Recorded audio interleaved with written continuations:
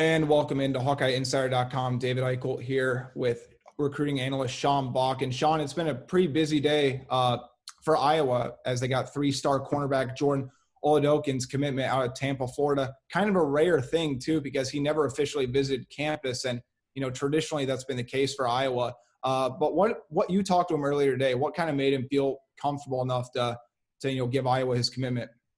Well, first, you look at what we wrote earlier today. Dane Belton, Iowa safety from Tampa Jesuit down there, played a big, I wouldn't say a significant role, but definitely a role where he's going to feel comfortable having a guy like a more veteran kind of presence up there, a guy that he's familiar with.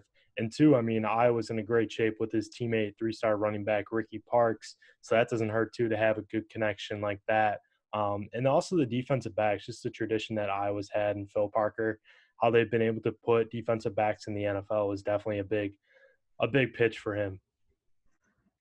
Yeah, and I think part of it too is, Derek Foster's the running back coach for Iowa, has done a tremendous job really kind of reestablishing Iowa down south after, a little bit of an absence, but it sounds like, some more buzz is getting around Tampa. But you looked at Jordan's film. What does he kind of bring to the table? Well, I just describe him as an athlete. He plays cornerback and wide receiver for Tampa Gaither. Really, really fast kid, really mobile, really athletic, can just move really well. Very soft hands, great in coverage, moves his hips well, runs clean routes.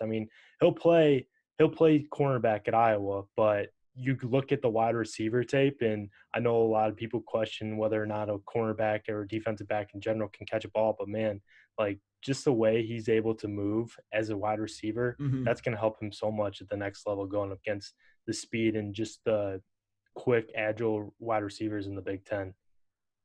Yeah, after Oladokun's commitment, Iowa now sits in 9th in the team rankings by 24/7 Sports. Sean, just kind of give us a basic overview about your thoughts about the class and if Iowa can kind of keep this momentum going, because right now it's shaping up to be maybe one of Kirk Ferentz's best classes he's had.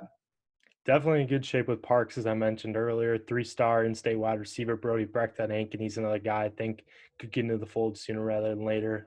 Bo Stevens, a three-star offensive lineman, could be a four-star guy too. From Missouri, is another guy that I think you need to keep an eye on. And then David Davidkoff, four-star, top 100 guy, almost like he's top 80 or is about to be top 80 out of offensive lineman out of Winnetka.